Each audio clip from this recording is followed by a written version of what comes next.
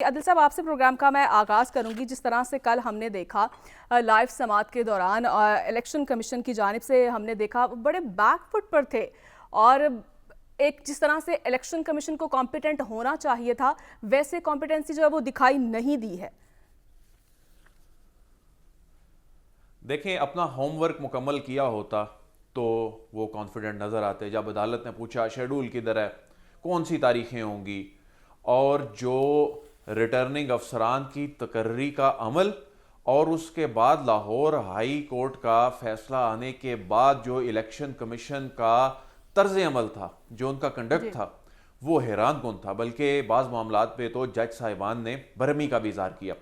ये जो बदमज़गी पैदा हुई और ये जो एक गैर यकीनी सूरत हाल पैदा हुई, जिसे सुप्रीम कोर्ट ने ख़त्म कर दिया जनाब चीफ जस्टिस की बसीरत से और उनके अपने मौक़िफ़ पर खड़ा रहने से, ये जो बदगुमानी थी, ये एक जो इस हवाले से क्या सराइयाँ हो रही थी, ये ख़त्म हो गई। लेकिन ये सब कुछ हुआ क्यों, इसको देखने की ज़रूरत है। और ये वाकई अगर खुदा न खास्ता इसमें अगर चंद घंटे और गुजर जाते तो वाकई ये जमहूरियत को डीरेल करने की कोशिश थी। लेकिन ये हुआ क्यों जी? इलेक्शन कमीशन का ये काम था कि मुनासिब वक्त पर वो आला अदलिया से रब्ता करके, जो कि होता है, तरीकाकार होता है, हम इसको रिपोर्ट करते हैं हमेशा हर इलेक्शन में, उनको दरख्वास्त इलेक्शन कमीशन या चीफ इलेक्शन कमिश्नर करते हैं और उनको कायल करते हैं। हर मरतबा अदलिया ये कहती है जी हमारे पास रिटर्निंग अफसरान जो हैं उनके लिए जुडिशल अफसरान नहीं है, हमारे पास केसेस की तादाद बहुत ज़्यादा है, इनको डिस्पोज करना है। लेकिन ये इलेक्शन कमीशन का काम होता है उनको कायल करना। इफ्तिखार चौधरी साहब के दौर में भी यही हुआ।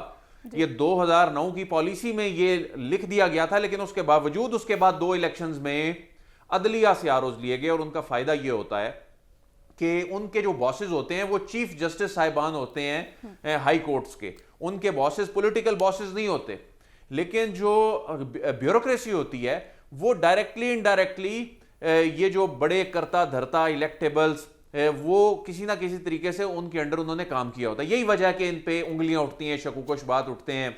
और मैं ये हरगिज़ नहीं कह रहा कि ये जो 1000 से ज़ायद अफसरान हैं कोई इनकी क्रेडिबिलिटी पे कोई हम उंगली उठा रहे हैं, लेकिन जो शक क्यों उठता है, मिसाल के तौर पे मियां नवाज शरीफ साहब वापस आते हैं, ब्यूरोक्रेसी उनको प्रोटोकॉल देती है, वो हेलीकॉप्टर से उतरते हैं, उनको एक ब्यूरोक्रेट सलूट करता है, उनको लेने आया होता है। तो ये वही लोग हैं ना जिन्होंने फिर वो कंडक्ट कर रहा होना है। लेकिन कल अदालत में भी ये बात हुई कि ये 1-2 लोग हो सकते हैं, ये तमाम के तमाम जो हैं इन पे आप उंगली नहीं उठा सकते। ये बात दुरुस्त है कि यही लोग जो हैं ये ज़िमनी इलेक्शन भी करवाते हैं, यही लोग बल्दियाती इलेक्शन भी कराते हैं। लेकिन क्या ही अच्छा होता अगर इलेक्शन कमीशन ने अपना काम मुकम्मल किया होता, जिस तरह आज उन्होंने जो ट्राइब्यूनल्स बनाए हैं जिसमें रिटर्निंग अफसरान के फैसलों के खिलाफ अपीलें जानी हैं, उसके लिए तो उन्होंने कर लिया। वो भी मैं समझता हूं इन्होंने ताखीर से किया रब्ता।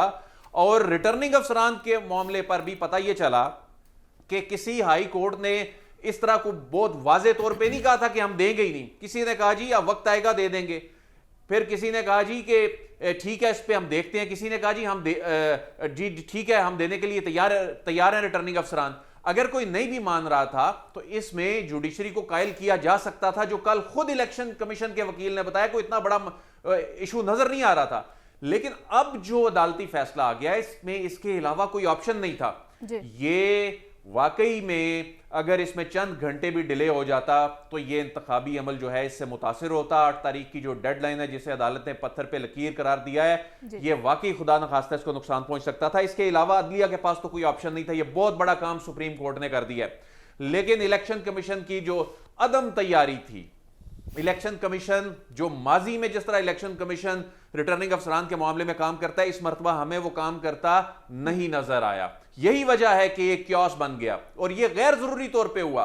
और हमने देखा वो रोस्टम पे खड़े सेक्रेटरी साहब और उनके जो वकील हैं, पूछा जी शेड्यूल की तरह, उन्होंने कहा जी शेड्यूल तो भी तैयार ही नहीं हुआ। मतलब हैरान कुन बात है। जज साहब ने कहा कि शेड्यूल ये कहां लिखा है कि रिटर्निंग अफसरान का तकर्रुर होगा तो शेड्यूल जारी होना है, आपकी अपनी तैयारी तो होनी चाहिए। तो इस तरह के जब मामला चलेंगे तो आप किसको जिम्मेदार ठहराएंगे? एक तो सियासतदान जो हैं वो रही सही कसर निकाल देते हैं, उनको अंदाजा ही नहीं है इस मामले की हसासियत का, उनको अंदाजा ही नहीं है कि होने क्या जा रहा था। ये मामला फिर एक मरतबा निकल जाता और पंजाब और केपी की तरह ये फिर एक लामुतनाही किस्म का सिलसिला शुरू हो जाता। फिर कौन रोकता है इसको? बिल्कुल। तो ये अगर डेट आ गई थी, इलेक्शन कमीशन ऑफ पाकिस्तान ने जो तारीख के मामले पे भी किया वो सबके सामने है। फिर जाकर पहले सदर का इख्तियार ही नहीं मान रहे थे, फिर सुप्रीम कोर्ट ने बताया जी सदर का इख्तियार है, फिर गए।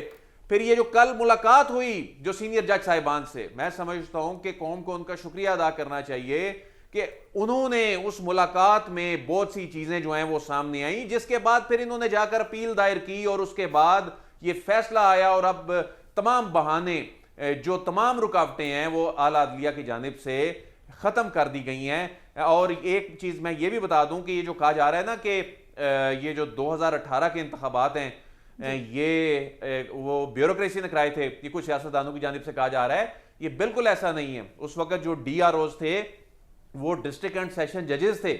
और देखे ना, हमारे सियासतदान खुद उस पॉलिटिकल प्रोसेस का हिस्सा थे, जिनका काम है सियासत करना, इलेक्शन लड़ना, वो फिर गलत बयानी से काम ले रहे हैं। फिर किसी ने कहा जी ये तहरीक इंसाफ ने दायर कर दी दरखास्त, इलेक्शन मुलतवी कराना चाहती थी। इलेक्शन मुलतवी कराने का तो उनकी दरखास्त में लिखा ही नहीं था, लेकिन उस दरख्वास्त का इंपैक्ट नेगेटिव जरूर आया। और वो नेगेटिव इंपैक्ट आने की जिम्मेदारी भी मैं समझता हूं अगर इलेक्शन कमीशन। बिल्कुल आदिल साहब, आपका पॉइंट आ चुका है।